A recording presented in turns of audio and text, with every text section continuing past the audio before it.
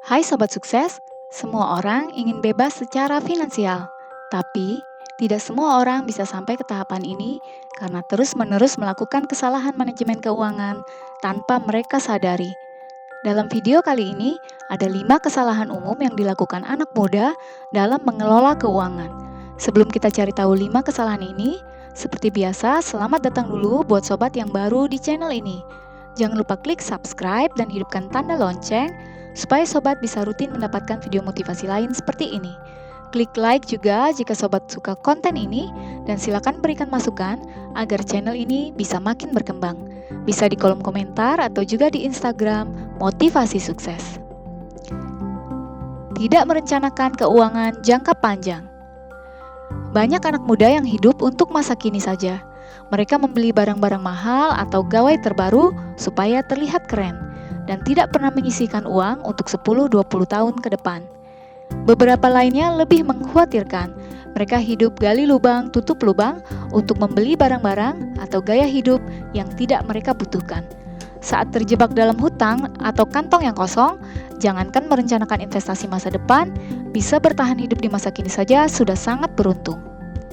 Beberapa anak muda yang lain lebih cerdas dan lebih melek finansial. Mereka mulai merintis usaha dan menghasilkan keuntungan rutin. Sayangnya, bayangan akan keuntungan yang lebih besar jika usahanya nanti berkembang mulai membuat mereka merasa pantas untuk membeli barang-barang mewah.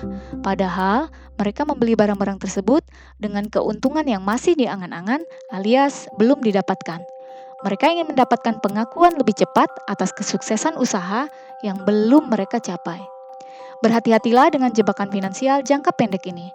Pastikan sobat memikirkan finansial sobat untuk jangka yang panjang dengan memperbanyak keterampilan berinvestasi, membaca buku-buku finansial, atau dengan mulai menyimpan dana pensiun. Sisihkan selalu dana darurat untuk rencana-rencana jangka menengah seperti biaya liburan, biaya kesehatan, selebrasi ulang tahun, sebesar 2-3 bulan penghasilan rutin sobat. Dana darurat akan membuat sobat aman dari kecenderungan berhutang. Ingatlah, kesuksesan sobat di masa depan tergantung dari apa yang sobat mulai di masa kini.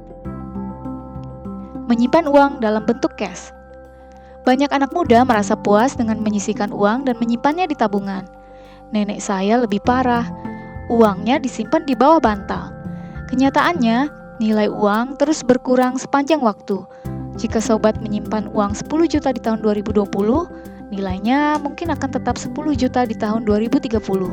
Itu jika tidak terkena potongan pajak dan administrasi bank.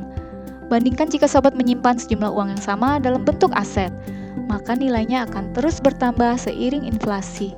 Dengan menginvestasikan uang pada saham misalnya, sobat akan mendapatkan compound interest, yaitu bunga tambahan yang didapatkan dari modal awalnya.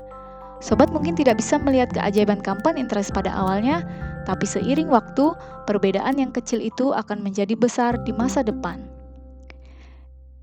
Inilah kekuatan compound interest.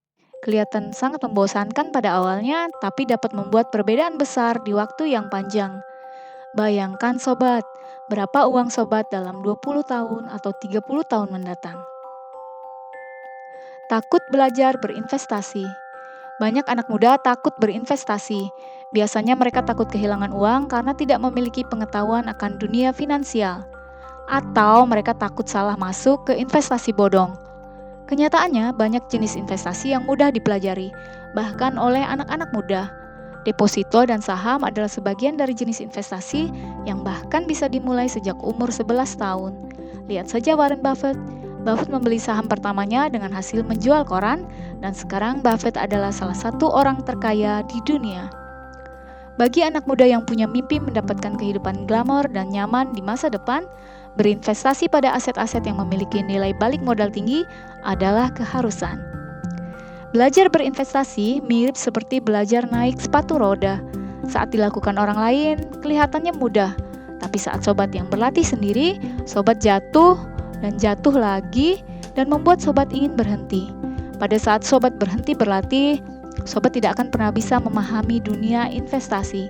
Tapi pada saat sobat terus mencoba dan terus membaca buku-buku atau informasi-informasi yang tepat, sobat akan mendapatkan feelingnya sampai akhirnya sukses menjadi bebas finansial.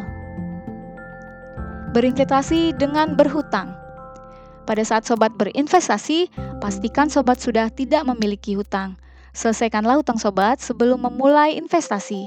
Bayangkan jika sobat memiliki kredit dengan bunga 10% dan sobat berinvestasi dengan keuntungan 7%.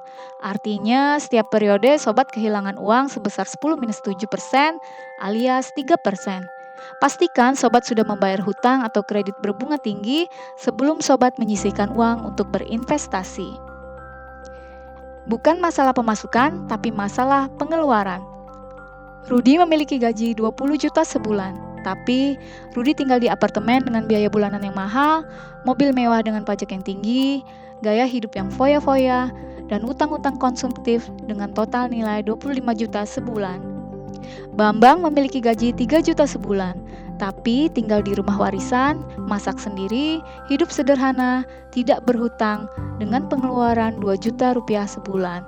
Sobat pasti tahu kan siapa yang akan lebih cepat bebas finansial dalam waktu dekat?